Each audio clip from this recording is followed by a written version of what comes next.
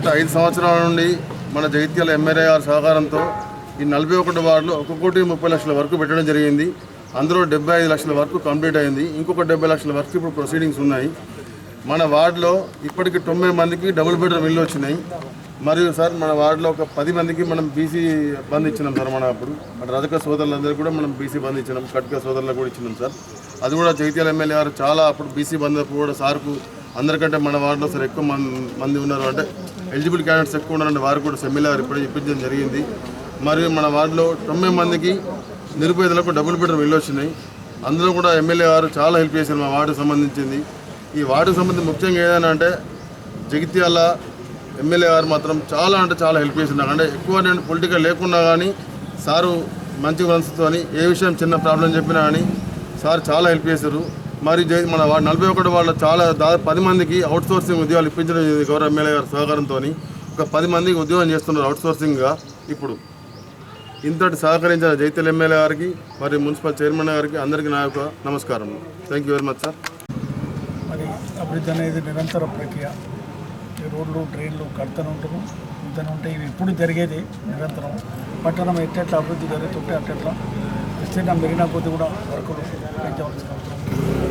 మరి రేవంత్ రెడ్డి ప్రభుత్వం వచ్చి 1 సంవత్సరం పూర్తయిన సందర్భంగా అన్ని గ్రామాల్లో కానీ ప్రతి వార్డు మండలాల్లో ఎన్నో కార్యక్రమాలు చేపట్టడం జరుగుతున్నది.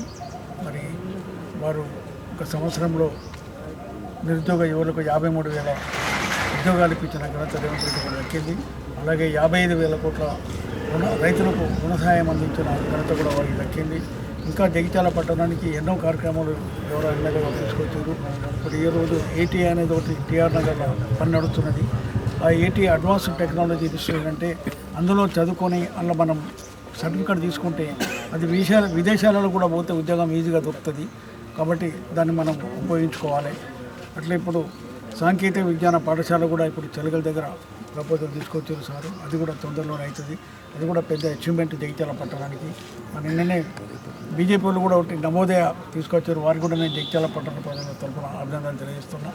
ఏది ఏమైనా పార్టీలకు అతీతంగా జగిత్యాల పట్టణాన్ని ప్రాంతాన్ని అభివృద్ధి పథకం తీసుకున్న నాయకులందరూ కూడా ముఖ్యంగా ఎమ్మెల్యే గారికి ధన్యవాదాలు తెలియజేస్తూ సెలవు తీసుకుంటున్నాను. జై హింద్.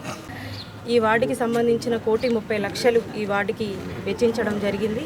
టీఎఫ్ఐడిసి నుంచి కానీ, జనరల్ ఫండ్ నుంచి కానీ, పట్టణ ప్రగతి నుంచి కానీ వివిధ వాటి నుంచి పెట్టడం జరిగింది. కాబట్టి మరి ఇప్పటి వరకు 60 లక్షల పనులు పూర్తవడం జరిగింది. మరి ఇప్పుడు ఇంకొక 10 లక్షలు ఇప్పుడు ఈరోజు పెట్టడం జరిగింది. దాంట్లో సందర్భంగా మరి డ్రైన్లు దాని మీద స్లాబ్ పెట్టడం జరిగింది. 350 మీటర్ల డ్రైన్ దాని మీద స్లాబ్ పెట్టడం జరిగింది. కాబట్టి మరి ఈ వార్డుకు సంబంధించిన ఇది నడిబొడ్డున ఉంటుంది వార్డు జగిత్యాల. కాబట్టి ఇరుకిరుకుగా కొంచెం రోడ్లు ఉంటాయి. మరి దీన్ని కూడా రోడ్లు వెడల్పుగా డ్రైన్ల మీద స్లాబులు వేస్తేనే కార్లు వెళ్ళడానికి కానీ దేనికైనా కానీ బాగుంటుందని చెప్పేసి ఎమ్మెల్యే గారు ఆలోచించి మరి ఖచ్చితంగా డ్రైన్స్ పెడదాము, దాని మీద స్లాబ్స్ పెడదాము అని చెప్పేసి మాకు చెప్పడం జరిగింది.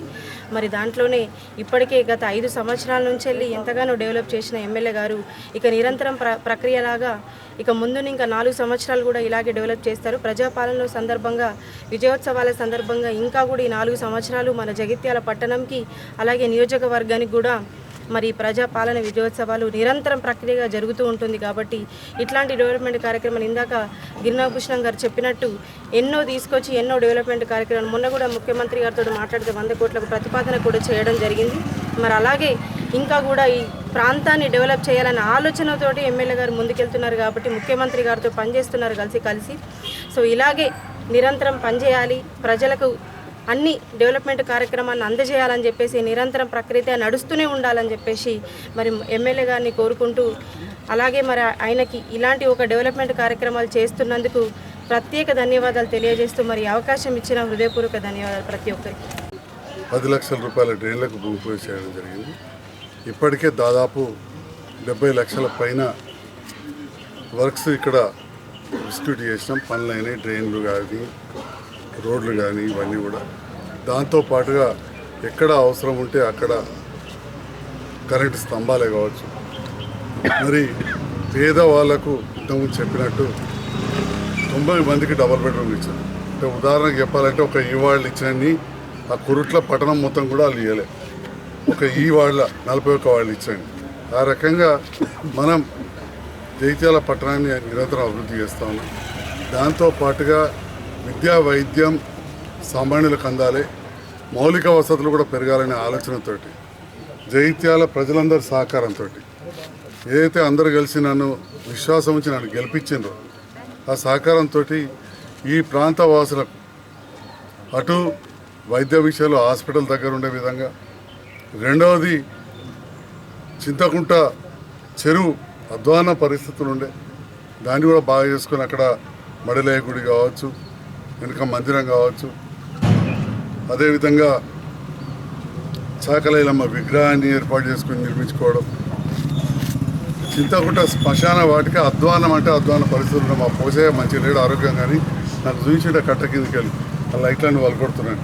అట్లాంటి చోట దాన్ని మంచిగా అన్ని వర్గాల సహకారం తీసుకొని హిందూ ముస్లింలనే గొడవ లేకుండా ముస్లిం సోదరులతో కూడా మాట్లాడి వాళ్ళ మస్జిద్కు, కమ్యూనిటీ హాల్కు, హాస్పిటల్కు ఆ ప్రాంతాల్లో నిధులు ఇచ్చి ఇటు హిందూ శ్మశాన వాటికను కూడా మంచిగా అభివృద్ధి చేసుకుంది. చాలామంది అనుకున్నారు ఇది అయ్యేదా పోయేదా అనుకున్నారు, కానీ అన్ని వర్గాల సహకారం తీసుకొని ఈరోజు అభివృద్ధి చేయడం జరుగుతుంది. మరి జగిత్యాల ప్రజలు ఏ విశ్వాసంతో అయితే నన్ను గెలిపించిండ్రో, జగిత్యాల ప్రజలు గెలిపిస్తే అప్పుడప్పుడు అంటుంటాం నువ్వు గెలిచినావు అంటారు. గెలిచడం ఉండదు, రాజకీయాల్లో గెలిపించడం ఉంటుంది. సో ఈ ప్రజలైతే గెలిపించిండ్రో ఈ ప్రాంత అభివృద్ధి చేసింది చూసి గెలిపించారు. మనం చూస్తున్నాం పక్కనే మంచిర్యాల కూడా జిల్లా అయింది, మెడికల్ కాలేజ్ వచ్చింది. నిర్మల్ కూడా జిల్లా అయింది, మెడికల్ కాలేజ్ వచ్చింది. పెద్దపల్లి కూడా జిల్లా అయింది, రామగుండ మెడికల్ కాలేజ్ వచ్చింది. కానీ అక్కడికి ఇక్కడికి ఫలితాలు వేరు. ఇక్కడ నన్ను గెలిపించారు, అక్కడనేమో అక్కడున్న అప్పటి శాసనసభ్యులు ఓడించారు. అంటే నా అన్నింటి ఉండి మా నాయకులు, అదేవిధంగా అధికారులు, పాత్రికేయ మిత్రులు, ప్రజలు నాతో పనిచేయించారు, నన్ను మళ్ళీ గెలిపించారు. మళ్ళీ 4 సంవత్సరాలు ప్రభుత్వం ఉంది, రేవంత్ రెడ్డి గారి నేతృత్వంలో ప్రభుత్వం వచ్చింది. ఈ సందర్భంలో కూడా మరి జగిత్యాల అభివృద్ధి చేయాలి. ఇంతకుముందు చెప్పుకున్నాం ఇన్ని ఇళ్ళు కట్టినామని. కొందరు చెప్తారు అవి గతంలో రాజశేఖర రెడ్డి గారు ముఖ్యమంత్రి ఉన్నప్పుడు స్థలం ఇచ్చారు, వాస్తవమే. అప్పుడు స్థల సేకరణ అయింది, కొన్ని ఇళ్ళు కట్టింది. మళ్ళీ పోయిన ప్రభుత్వంలో బిల్డింగ్లు నిర్మాణం చేసి దాంది కొంత డబ్బు పెండింగ్ ఉంటుంది, దాదాపు 31 కోట్లు. అవి రేవంత్ రెడ్డి గారు రాగానే రిలీజ్ చేసింది. దాంట్లో ప్రధానమంత్రి ఆవాస్ యోజన నిధులు కొన్ని ఉంటాయి. ఇవన్నీ పోగా అక్కడ మౌలిక వసతులు అవసరం, నీళ్లు కావాలి, కరెంటు కావాలి, డ్రైనేజీలు కావాలి. తర్వాత రేపటి నాడు ఒక గుడి కావాలి, ఒక మసీదు కావాలి, శ్మశాన వాటి కావాలి, దవాఖాన కావాలి, బడి కావాలి. అక్కడ చారణ ఊరు పోతుంది అక్కడికి. 5,000 ఇండ్లు, జగిత్యాల పట్టణంలో 25,000, 5,000 ఇండ్లు. మరి ఇవన్నీ చేయాలంటే ప్రభుత్వంతో కలిసి పనిచేయాల్సిన అవసరం ఉండింది.